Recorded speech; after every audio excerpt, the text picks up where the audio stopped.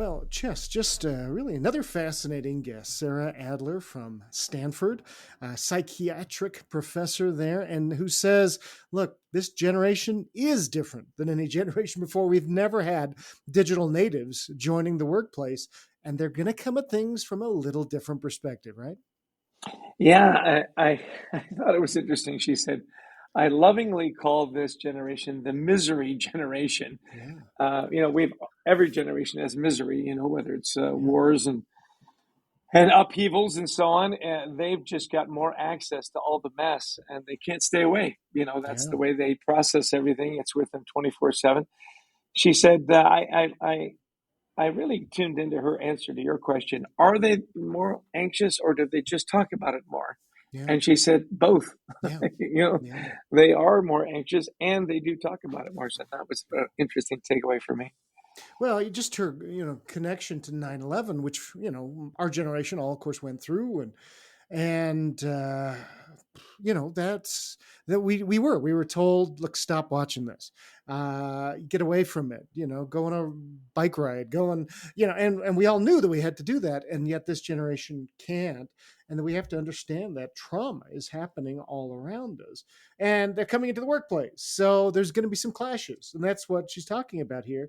We have very different experiences. They're not going to start doing things our way, but also we need to change, but also they need to meet in the middle here and realize that we have some differences in how we communicate.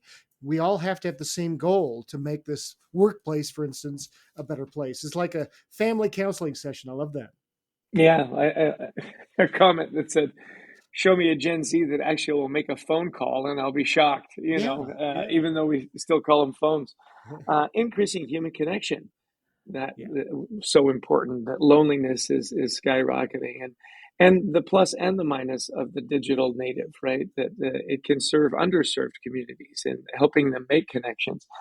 We took a little deep dive on the trusted information. I think that's going to continue to be really a big issue because oh she yeah, did say, "How does it make you feel?" and so on. Well, I think misinformation can make you feel pretty good too, and so yeah, you've got to really take a deep dive on that. Who am I connecting with? What are they telling me? yeah, Can it be validated? Again, coming back though to that human connection, do we have human connections that we can rely on that yeah. seem to be ever more important, right? Absolutely, absolutely. And I think the last thing I took away was that, look, goodness of fit. She talked about, when we are looking and examining, closing out, examining where we're working, and this is so important for Gen Z. That's very mission and purpose driven. That maybe, yeah, you're going to take a job for a little bit more money, but there may be trade offs. If you just simply examine them, it can help you be less anxious about it. But also that we have to realize at some point this may not fit, and that will help our anxiety if we find the right thing for us. We have to evaluate our job prospects like we evaluate our dating prospects. I love that. And last for me was give yourself a break. When you're doing Yeah, your own personal maintenance, give yourself a little grace. She said, "Look, my whole family's ADHD, and so we're really focused on diet and exercise and sleep, and taking those breaks and giving yourself a little grace that just says, look, I need a break to recuperate and grace." And when we think about grace, who are we grateful for, Adrian? It's our well, producer. especially to our producer Brent Klein, to Christy Lawrence, who helps us find amazing guests, and to all of you who listen in, who download. If you like the podcast, please share it. We'd love you also to visit thecultureworks.com for some free resources to help you and your team culture thrive. Yeah, we love speaking around the world as well, whether it's in person or virtual, on topics of culture, teamwork, resilience.